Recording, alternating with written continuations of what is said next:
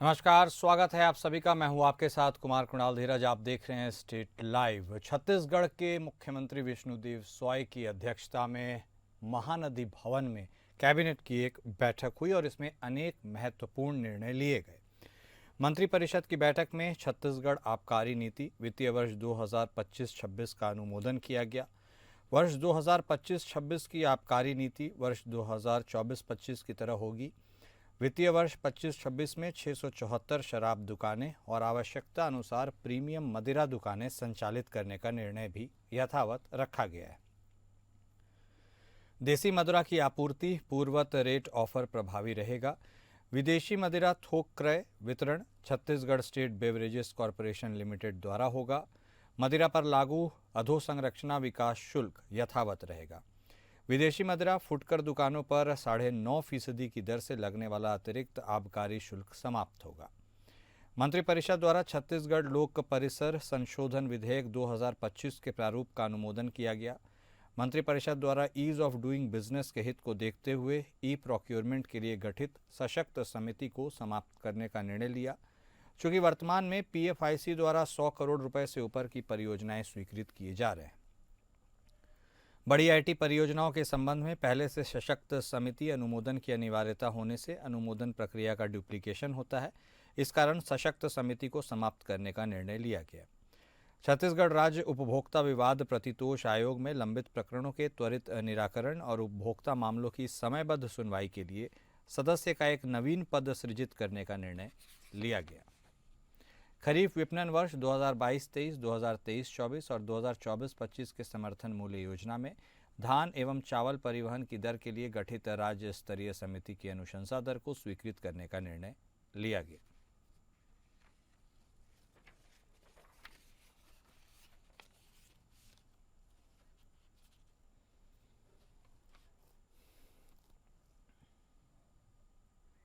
छत्तीसगढ़ के मुख्यमंत्री विष्णुदेव साय ने सहकारिता विभाग की गतिविधियों पर आधारित वार्षिक कैलेंडर का विमोचन किया।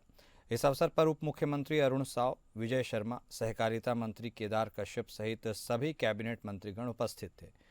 मुख्यमंत्री साय ने इस अवसर पर सहकारिता विभाग के अधिकारियों को बधाई देते हुए कहा कि सहकार से समृद्धि के मूल मंत्र पर आधारित यह कैलेंडर राज्य सरकार द्वारा सहकारिता के क्षेत्र में किए जा रहे नवाचारों और उपलब्धियों का प्रतीक है।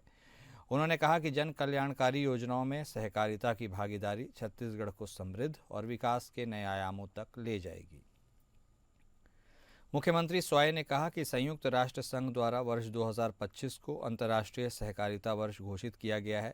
इसी परिप्रेक्ष्य में भारत सरकार के सहकारिता मंत्रालय द्वारा सहकार से समृद्धि अभियान के तहत विविध गतिविधियां पूरे छत्तीसगढ़ में आयोजित की जा रही हैं।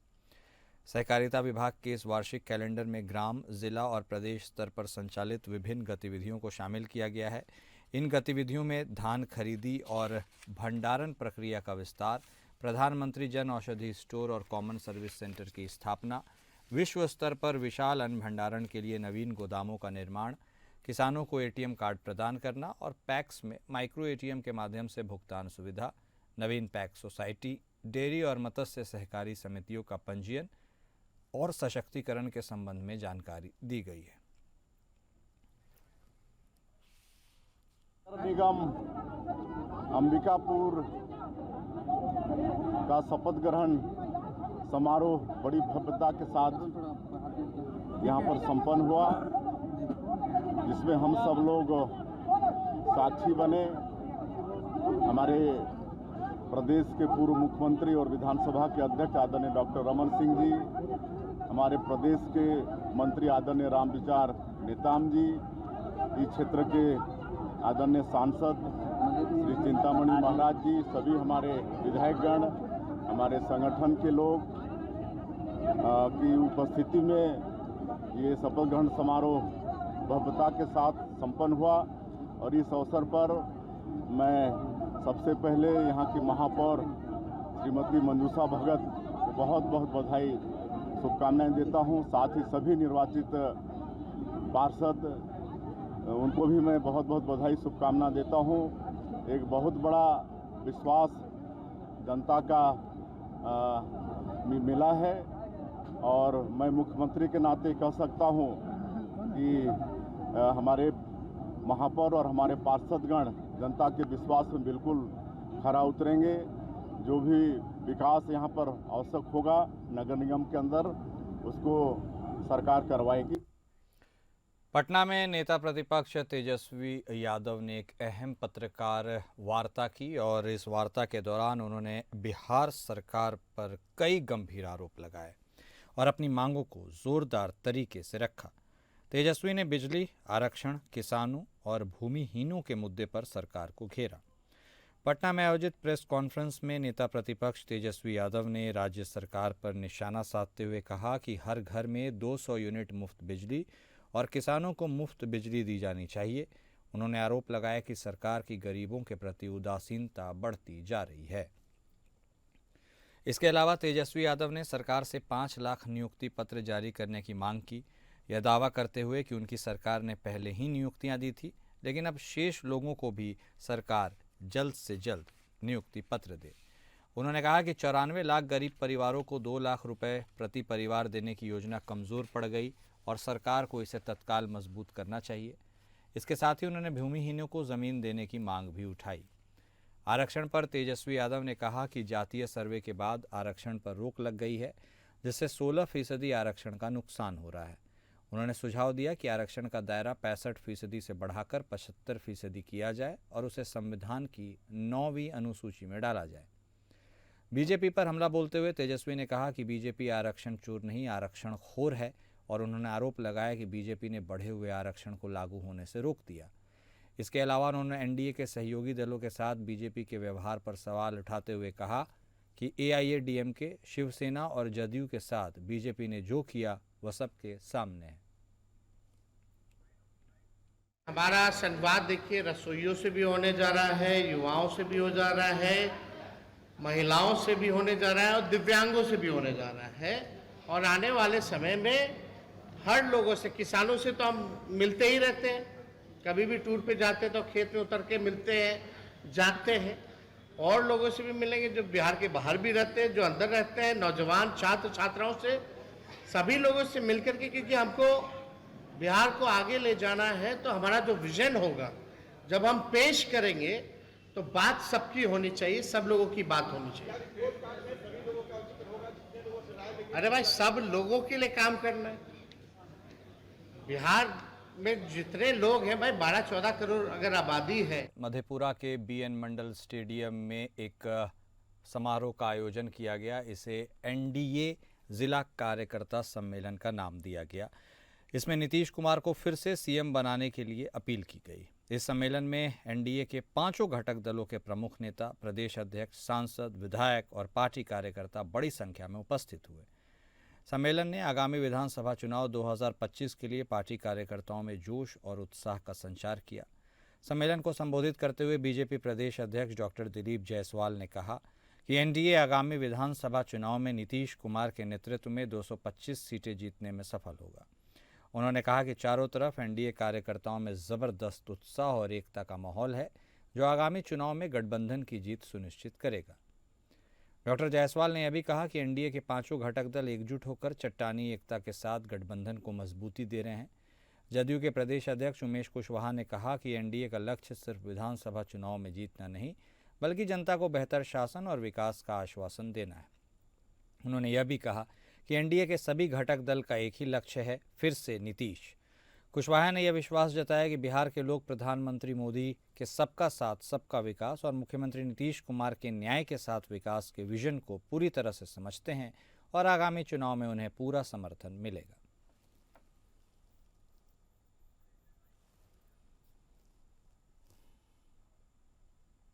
बिहार में शराबबंदी है और इसको लेकर लगातार ये खबरें सामने आती हैं कि पुलिस शराब माफियाओं पर नकेल कस रही है और उसके लिए लगातार छापेमारी कर रही है।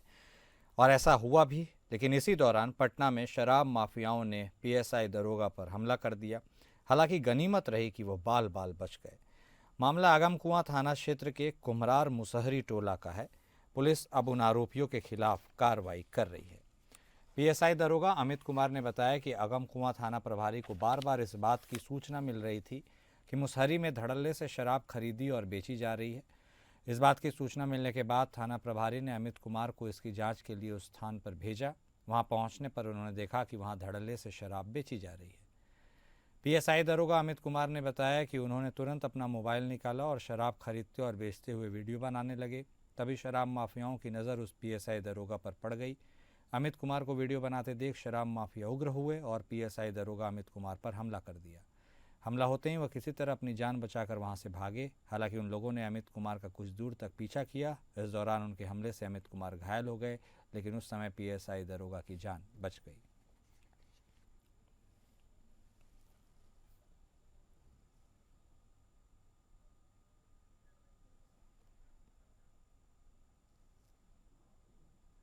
सुपौल जिले के किशनपुर थाना क्षेत्र में एक 17 वर्षीय किशोर को बदमाशों ने गोली मार दी। इसका नाम सुशांत कुमार बताया जा रहा था, जिसके बाद नेपाल के एक निजी अस्पताल से उसे हायर सेंटर रेफर कर दिया गया, लेकिन हायर सेंटर जाने के दौरान शनिवार को उसकी मौत हो गई। मौत की खबर मिलते ही परिवार में कोहराम मच गया। सुशांत अपने माता पिता का इकलौता बेटा था। बताया जा रहा है कि किशनपुर थाना क्षेत्र के मौजहा में कोसी पुल के पास 2 बदमाशों ने सुशांत को गोली मारी थी। सुशांत अपने चचेरे भाई आशीष के साथ खखई गांव में एक शादी समारोह में शामिल होने गया था। रात करीब 10 बजे दोनों बाइक से लौट रहे थे, तभी रास्ते में 2 बदमाशों ने उनकी बाइक रोक ली और गाली गलौज करने लगे। इसी दौरान बदमाशों ने सुशांत को गोली मार दी, जिससे वह गंभीर रूप से घायल होकर सड़क पर गिर पड़ा। घटना को लेकर सुशांत के पिता संजय यादव ने किशनपुर थाने में प्राथमिकी दर्ज कराई है। आवेदन में उन्होंने बताया कि उनके बेटे की हत्या की साजिश रची गई थी। संजय यादव ने 24 वर्षीय गुरुदेव कुमार, 27 वर्षीय शिव कुमार और सुकुमारपुर निवासी प्रदीप कुमार को आरोपी बनाया है। आवेदन के अनुसार तीनों बदमाशों ने सुशांत की बाइक छीनने की कोशिश की थी। जब सुशांत ने विरोध किया तो गुरुदेव कुमार ने उसके कनपट्टी पर गोली मार दी और फिर वहां से फरार हो गए। गोली मारी गई, वो जख्मी था। उनको प्रथम बार यहाँ पर डी के यादव जी के यहाँ अस्पताल में भर्ती कराया गया था, तो उनको रेफर कर दिया गया बेहतर इलाज के लिए। तो इलाज के क्रम में बाहर उनकी मृत्यु हो गई। आज उनका पोस्टमार्टम हुआ। सुशांत कुमार का नाम है। इस मामले में प्राथमिकी दर्ज की गई है और ये पता चला कि इसमें प्राथमिकी नामजद 2-3 अभियुक्तों का नाम बताया गया है और उन्हीं की गिरफ्तारी को लेकर के पोस्टमार्टम के बाद उनके परिजन यहाँ पर सड़क पर आकर के प्रदर्शन कर रहे हैं। हमने उनको आश्वासन दिया है कि वो शीघ्र ही अभियुक्तों की गिरफ्तारी होगी और यहाँ तक कि हम लोग काफ़ी प्रयास भी कर रहे हैं कि प्रदर्शन करने वाले लोगों को भी जानकारी है, क्योंकि उनके लोग भी हमारे लोगों के साथ छापामारी में सहयोग कर रहे हैं। हमने उन्हें आश्वासन दिया कि बहुत जल्दी हम गिरफ्तारी करके। सोमवार को झारखंड विधानसभा के सदन में वित्त मंत्री ने राज्य का बजट पेश किया। इस बजट के माध्यम से पाकिस्तान और कैलिफोर्निया की चर्चा होने लगी और बजट सत्र के दौरान यह अनोखा घटना इसे देखने को लोगों को मिला है। सोमवार को झारखंड विधानसभा के सदन में मंत्री राधाकृष्ण किशोर ने यह बजट पेश किया, लेकिन गौर करने वाली बात यह रही कि विधानसभा में बजट सत्र के दौरान पाकिस्तान और कैलिफोर्निया की चर्चा होने लगी। वहीं बजट के साथ साथ रमज़ान के दौरान अल्पसंख्यक समुदाय के राज्य कर्मियों को 1 घंटे पहले छुट्टी का मुद्दा गरमाया। राज्य के स्वास्थ्य मंत्री डॉक्टर इरफान अंसारी ने रमजान के पवित्र महीना और रोज़ेदारों को लेकर टिप्पणी करने पर गोड्डा के बीजेपी सांसद को कैलिफोर्निया का सांसद बनाने की मांग कर दी। वहीं बीजेपी विधायक सीपी सिंह ने राज्य में स्वास्थ्य मंत्री डॉक्टर इरफान अंसारी को पाकिस्तान का विधायक बनाने का सुझाव दिया। सीपी सिंह ने कहा कि राज्य सरकार तुष्टीकरण में लिप्त है और वोट बैंक के लिए एक वर्ग को अहमियत दे रही है।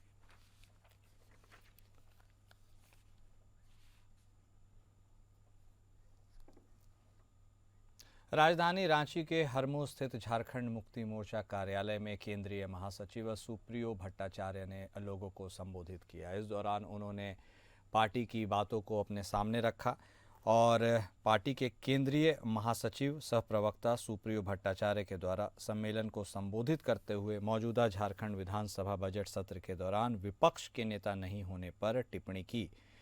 विपक्षी बीजेपी पर राजनीतिक कटाक्ष करते हुए उन्होंने यह कहा कि यदि विपक्ष अपना नेता नहीं चुन पा रहा है तो सामूहिक रूप से इस्तीफा दे देना चाहिए।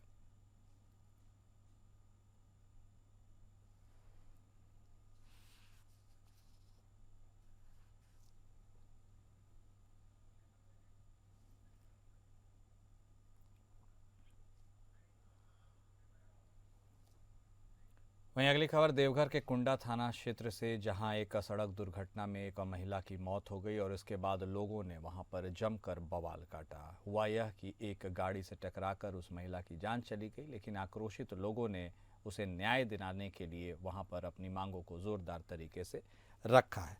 घटना के संबंध में मृतका जसीडीह थाना क्षेत्र के मानिकपुर निवासी रेणु देवी के परिजनों ने बताया।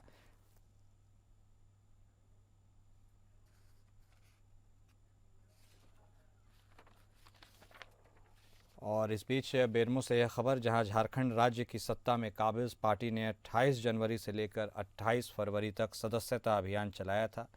झारखंड मुक्ति मोर्चा ने पूरे राज्य में इस अभियान को चलाकर लोगों से पार्टी में जुड़ने का प्रयास किया था। इस बीच बोकारो में सदस्यता अभियान में बेहतर काम करने वाले कार्यकर्ताओं को सम्मानित किया गया। इस अभियान से सभी नेता काफ़ी उत्साहित हैं। पार्टी नेताओं का कहना है कि राज्य में 50 लाख का लक्ष्य पारा हो चुका है और बोकारो में 1 लाख लोग पार्टी के सदस्य बन चुके हैं, जिसमें दूसरे दल से आए लोग और काम करने वाले मजदूर भी शामिल हैं। नेताओं का कहना है कि आने वाले 2029 साल तक राज्य में विपक्ष का नाम लेने वाला कोई नहीं होगा। पार्टी के द्वारा जिले से लेकर नगर तक बनाए गए संयोजक प्रमुख का दावा है कि गांव देहात से लेकर शहर तक लोग पार्टी से जुड़ रहे हैं। नेताओं ने यह भी दावा किया कि महाधिवेशन होने तक पार्टी के द्वारा तय किए गए सभी लक्ष्य को पार किया जाएगा।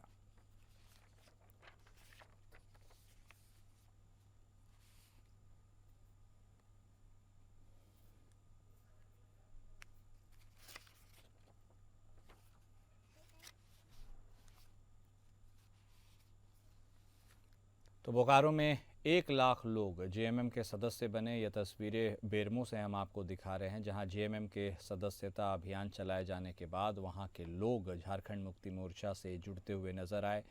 गांव से शहर तक झारखंड मुक्ति मोर्चा का यह अभियान है कि ज़्यादा से ज़्यादा संख्या में लोग झारखंड मुक्ति मोर्चा की पार्टी का दामन थामे। वहीं झारखंड के बोकारो में राज्य स्तरीय विधिक सेवा शिविर लगाया गया। डीवीसी फुटबॉल मैदान में इस कार्यक्रम का आयोजन किया गया और राज्य स्तरीय विधिक सेवा सह सशक्तिकरण शिविर में कई लोग पहुंचे। कार्यक्रम में जिला विधिक सेवा प्राधिकार बोकारो और जिला प्रशासन द्वारा संयुक्त रूप से इसका संचालन किया गया। उच्च न्यायालय सह कार्यकारी अध्यक्ष झालसा न्यायमूर्ति सुजीत ने कार्यक्रम में मुख्य अतिथि के रूप में शिरकत की।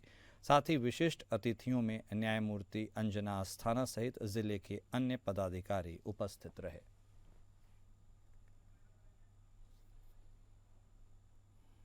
और स्ट्रीट लाइव में अभी के लिए बस इतना ही। नमस्कार।